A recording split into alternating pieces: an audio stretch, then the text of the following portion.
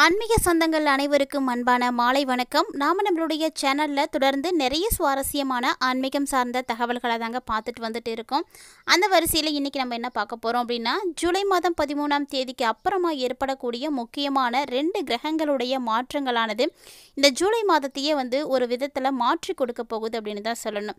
அதுவும் குறிப்பாக மகர ராசி நேயர்களுக்கு என்ன மாதிரியான மாற்றங்களை எல்லாம் ஏற்படுத்தி கொடுக்க இருக்காங்க, என்னென்ன பலன்கள் உங்களுக்கு அடுத்தடுத்து நிகழ இருக்குது, எந்த விஷயத்தில் கவனமாக இருக்கணும், என்ன செய்யணும், என்ன செய்யக்கூடாது அப்படிங்கிறத பற்றி எல்லாம் முழுமையாக இந்த பதிவில் பார்த்து தெரிஞ்சுக்கலாங்க. கூடவே பார்த்தீங்கன்னா இந்த மாதம் சிறப்பாக இருக்க நீங்கள் என்ன எளிமையான பரிகாரங்கள் செய்யலாம் அப்படிங்கிறதையும் தொடர்ந்து பார்க்கலாம்.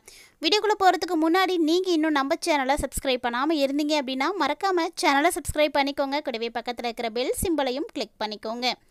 அப்போ தான் நாங்கள் போடக்கூடிய வீடியோக்கள் எல்லாமே உங்களுக்கு நோட்டிஃபிகேஷனாக உடனுக்குடன் வந்தடையும். நீங்களும் பார்த்து பயன்பெறலாம். வாங்க வீடியோக்குள்ளே போகலாம்.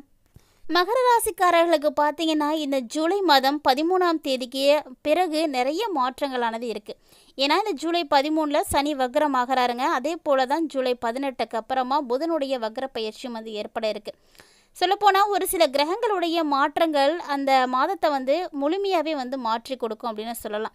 ஸோ மகர ராசிக்காரர்களுக்கு அப்படித்தாங்க, சராசரியான ஒரு முடிவுகளை விட சிறப்பான ஒரு பலன்களை நீங்கள் பார்க்க முடியும். இது நாள் வரைக்கும் உங்களுக்கு கிடைச்சிட்டு இருக்கக்கூடிய பலன்களை விட இந்த டைம் உங்களுக்கு நல்லாவே இருக்குது அப்படின்னு தாங்க சொல்லணும். அதாவது சூரியனுடைய பெயர்ச்சியானது இந்த ஜூலை மாதத்தில் உங்களுக்கு 6வது மற்றும் 7வது வீட்டில் இருப்பாங்க. அப்படிப்பட்ட ஒரு சூழ்நிலைகளில் முதல் பகுதி சூரியன் உங்களுக்கு சாதகமாக தான் இருப்பார். ஆனால் 2ஆம் பகுதியில் பார்த்தீங்கன்னா சூரியன் உங்களுக்கு பலவீனமாக தான் இருப்பாங்க. ஸோ அதாவது முதல் பகுதி அப்படிங்கும்போது சூரியன் 6வது இடத்துல இருப்பார். 2ஆம் பகுதி அப்படின்னு பார்க்கும்போது சூரியன் 7வது இடத்துக்கு பயிற்சி ஆடுவார். ஸோ எந்த ஒரு கிரகமாக இருந்தாலுமே அது இருக்கக்கூடிய இடங்களை வைத்து பார்க்கையில் பலன்கள் கண்டிப்பாக மாறுபாடு அடையுங்க. பெரும்பாலும் நிறைய விஷயங்களானது மாற்றங்களை தான் உங்களுக்கு ஏற்படுத்தி கொடுக்க இருக்குது. கிட்டத்தட்ட பார்த்தீங்கன்னா இந்த காலகட்டங்கள் உங்களுக்கு கொஞ்சம் அட்ஜஸ்ட் பண்ணி இருக்கிற மாதிரி தான் இருக்கும். ஏன்னா செவ்வாயினுடைய பயிற்சி உங்களுக்கு ஜூலை 28 வரைக்குமே 8வது வீட்டில் தான் இருக்கும். அதாவது அந்த வரிசையில் இந்த செவ்வாயை பார்த்தீங்கன்னா உங்களுக்கு சாதகமான பலன்களை கொடுக்கக்கூடிய இடத்துல இல்லைங்க. அதனால் செவ்வாய் கிரகத்திட்டிருந்து நீங்கள் எதையுமே எதிர்பார்க்கவும் தேவையில்லை. அதே ஜூலை 28க்கு அப்புறமா செவ்வாய் பார்த்தீங்கன்னா உங்களுக்கு அதாவது உங்களுடைய அதிர்ஷ்டகரமான ஒரு ஸ்தானத்துக்கு போயிடுவார். அப்போது செவ்வாய் உங்களுக்கு சிறப்பான ஒரு பலன்களை கண்டிப்பாக கொடுப்பார். அதாவது இந்த டைமில் செவ்வாய் சாதகமான பலன்களை கொடுக்கறதுக்கு ஜூலை 28க்கு அப்புறமா தாங்க உங்களுக்கு நல்லா இருக்கும். அது வரைக்கும் கொஞ்சம் பொறுமையாக தான் இருக்கணும். புதனுடைய பயிற்சியை வைத்து பார்க்கையில் இந்த ஜூலை மாதத்தில் 7வது வீட்டில் இருக்கக்கூடிய புதன் ஜூலை 18க்கு அப்புறமா உங்களுக்கு வக்ர நிலையை ஆரம்பிக்கிறாரு. ஸோ வக்ரம் அடையும் பொழுது புதன்கிட்ட இருந்து சாதகமான பலன்களை உங்களால் எதிர்பார்க்க முடியாது.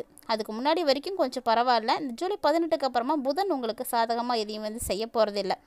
அடுத்ததாக பார்க்கையில் குருவினுடைய பயிற்சி தான். இந்த குரு இந்த மாதம் என்ன மாதிரியான விஷயங்கள் உங்களுக்கு செய்ய போகிறாரு அப்படின்னா 6வது வீட்டில் இருக்கிறாரு. 6வது வீடு அப்படிங்கும்போது ராகுவினுடைய ராசி. ஸோ இந்த இடத்துல இருந்து குரு பகவான் உங்களுக்கு சாதகமான பலன்களை கொடுக்க மாட்டாருங்க. அதனால் இவர்கிட்ட இருந்து நீங்கள் பெருசாக எதையும் எதிர்பார்க்க தேவையில்லை. அதை தொடர்ந்து ஜூலை 26 வரைக்குமே சுக்கிரனுடைய பயிற்சி உங்களுக்கு 5வது வீட்டிலே தான் இருக்கும். இந்த ஜூலை 26க்கு அப்புறமா தான் சுக்கிரன் பார்த்தீங்கன்னா 6வது வீட்டுக்கு போவார். அது வரைக்கும் சுக்கிரன் உங்களுக்கு சாதகமான பலன்களை கொடுக்க மாட்டார். ஆனால் இந்த ஜூலை 26 எப்போ சுக்கிரன் பயிற்சியாகி 6வது வீட்டுக்கு போகிறாரோ அதுக்கப்புறமா இந்த பயிற்சி உங்களுக்கு சூப்பரான ஒரு பலன்களை கொடுக்கும். பெரும்பாலும் சாதகமாக தான் இருக்கும், கவலைப்பட தேவையில்லை. அதே போல் தான் உங்களுக்கு 3வது வீட்டில் சனியுடைய பயிற்சி இந்த மாதம் இருக்குது இல்லையா. அதாவது சனி பயிற்சி அப்படிங்கிறது மார்ச் மாதமே பயிற்சி ஆகிட்டார். ஸோ அப்பையிலேருந்து அதே இடத்துல இருந்து தான் பலன்களை கொடுப்பார். இப்போது சனியுடைய பயிற்சி உங்களுக்கு சாதகமாக பலன்களை கண்டிப்பாக கொடுக்கும். ராகுவினுடைய பயிற்சி உங்களுக்கு 2வது வீட்டில் இருக்கக்கூடிய நிலையில் ராகுவுக்கிட்ட இருந்து நீங்கள் எதையும் அனுகூலத்தை எதிர்பார்க்க முடியாது. அதே போல் தான் கேதுக்கிட்டையும் கேதுனுடைய பயிற்சி உங்களுக்கு எப்படி இருக்குன்னா 8வது வீட்டில் இருக்குது. ஸோ இந்த சூழ்நிலையில் கேதுவும் உங்களுக்கு பலவீனமான பலன்களை தான் கொடுப்பார். அதனால் ராகுக்கிட்ட இருந்தும் சரி கேதுக்கிட்ட இருந்தும் சரி நீங்கள் எதையுமே எதிர்பார்க்காதீங்க. முழுமையாக இந்த மாதத்தில் உங்களுக்கு நல்ல ஒரு மாற்றங்கள் கிடைக்க போகுது அப்படின்னா கலவையான ஒரு பலன்கள் தான் இருக்க போகுது. ஜூலை 2025 உங்களுடைய பணியிடத்தில் ஒரு சராசரியான முடிவுகளை நீங்கள் பெற முடியுமா அப்படின்னா அதை விட சிறப்பாகவே பெற முடியுங்க. பயப்படாதீங்க. வேலை செய்யக்கூடியவங்களெல்லாம் பொறுத்தளவில் பார்த்தீங்கன்னா சிறப்பாகவே இருப்பாங்க. நல்ல ஒரு பலன்கள் உங்களுக்கு கிடைக்கும். அதே போல் தான் கல்வியை பொறுத்த வரைக்கும் இந்த டைமில் மகர ராசி நேயர்கள், அதாவது ஜூலை 2025 சிறப்பான பலன்கள் நீங்களும் வந்து எதிர்பார்க்கலாம். அதாவது சிறப்பான பலன்களை விட கூடுதலான பலன்களே உங்களுக்கு கிடைக்கிறதுக்கு வாய்ப்பெலாம் இருக்குது. அந்த அளவுக்கு கொஞ்சம் நல்லாவே வந்து இருக்குது. குடும்பம் தொடர்பான விஷயங்களும் பார்த்திங்கன்னா உங்களுக்கு ஒரு சில நேரங்களில் சிக்கல்களை வந்து ஏற்படுத்துகிற மாதிரி தான் இருக்கும். ஆனால் அந்த சிக்கல்களை தீர்ப்பதற்கான வழிகளும் உங்களுக்கு வந்து கிடைக்கும். அதனால் அந்த வழிகளை நீங்கள் கண்டிப்பாக வந்து பின்பற்றணும். ஏன்னா ஒரு சிக்கல் ஏற்படுது அப்படின்னா அதை தீர்ப்பதற்கான வழியும் நமக்கு வந்து தெரியும். அதை நம்ம கரெக்டாக ஃபாலோ பண்ணும்போது அந்த சிக்கலை நீக்கிறதுக்கு ரொம்ப ரொம்ப உதவியாக இருக்கும், ரொம்ப எளிமையாகவும் இருக்கும். இந்த காலகட்டங்களில் உங்களுக்கு பிரச்சனைகள் இருக்கே அப்படின்லாம் கவலைப்படாதீங்க. பிரச்சனைக்குரிய காரணங்களும் இருக்குது, பிரச்சனையை தீர்ப்பதற்கான வழிகளும் இருக்குது. அப்படிங்கும்போது நீங்கள் பயப்பட தேவையில்லை எதை பார்த்துமே. அதே போல் மகர ராசி நேயர்களுக்கு இந்த ஜூலை மாதத்தில் நிதிநிலை எப்படி இருக்குது அப்படின்னா, இந்த மாதம் முழுக்க பலவீனமாக தாங்க இருக்குது. ஸோ பெருசாக நீங்கள் எதையுமே வந்து எதிர்பார்க்க முடியாது. ஒருவேளை நீங்கள் கடனாக கூட யார்ட்டையும் கேட்குறீங்க அப்படின்னா அந்த கடன் கூட உங்களுக்கு திருப்பி கிடைக்குமா அப்படின்றது ரொம்ப ரொம்ப கஷ்டமாக தான் இருக்குது. ஸோ பொருளாதார ரீதியாக ஒரு நல்ல மாற்றங்கள் உங்களுக்கு இந்த மாதத்தில் ஏற்படுற மாதிரி ஒன்றும் தெரியலை. அதனால் முடிஞ்ச அளவுக்கு இருக்கிறத வச்சுக்கிட்டு சிறப்பாக இருக்கிறதுக்கு பாருங்கள். ஏன்னா இந்த மாதம் அப்படிங்கிறது உங்களுக்கு கடந்து வர்றதுக்கு இன்னும் ஒரு சில நாட்கள் தான் இருக்குது. எளிமையாகவே வந்து கடந்துடலாம். அதனால் நிதி ரீதியாக இந்த மாதம் உங்களுக்கு சுமாராக தான் இருக்குது. ஸோ உங்களுக்கு வரவு அப்படிங்கிறது கம்மியாக இருக்குது அப்படின்ற பட்சத்தில் செலவை நீங்கள் கண்டிப்பாக வந்து குறைக்கிறதுக்கு பார்க்கணும். தேவையில்லாத செலவை இந்த டைமில் நீங்கள் செஞ்சீங்க அப்படின்னா நீங்கள் சேமித்து வச்சுருக்கக்கூடிய பணத்தை கண்டிப்பாக வந்து செலவழிக்கிற மாதிரி ஆகிடும். எப்போதுமே சேமிப்பு அப்படிங்கிறது பாதுகாப்பாக இருக்கணும். அதுக்கான வழிகளை தான் நீங்கள் வந்து ஃபாலோ பண்ணணும். இப்படி பணத்தை நீங்கள் பாதுகாப்பாக வச்சுருந்தீங்க அப்படின்னா மிகப்பெரிய வெற்றிகள் உங்களுக்கு வந்து தேடி வரும். எப்போதுமே நம்ம கையில் ஒரு தொகை வந்து இருக்கிற மாதிரி பார்க்கணுங்க. ஸோ இந்த ஒரு காலகட்டங்கள் மகர ராசி நேயர்களுக்கு கண்டிப்பாக வந்து பணத்தை வந்து எப்படி வைக்கணும் அப்படின்றத தெரிஞ்சிட்ருப்பீங்கன்னு நினைக்கிறேன். முதலீடுகள் செய்கிறீங்க அப்படின்னா கூட அந்த முதலீடுகள் உங்களுக்கு லாபத்தை கொடுக்குமா, உங்களுக்கு சிறப்பானதாக இருக்குமா அப்படிங்கிறதெல்லாம் நீங்கள் கண்டிப்பாக ஒரு முறைக்கு பல முறை ஆலோசித்து பார்த்துட்டு அதுக்கப்புறம் தான் செய்யணும். ஏன்னா தேவையில்லாமல் எதுலேயும் போய் நீங்கள் முதலீடுகளை வந்து செய்யக்கூடாது. அப்படி நீங்கள் செஞ்சீங்க ஒரு வேலைன்னா அது உங்களுக்கு பலன் கொடுக்காம கூட போயிடலாம்.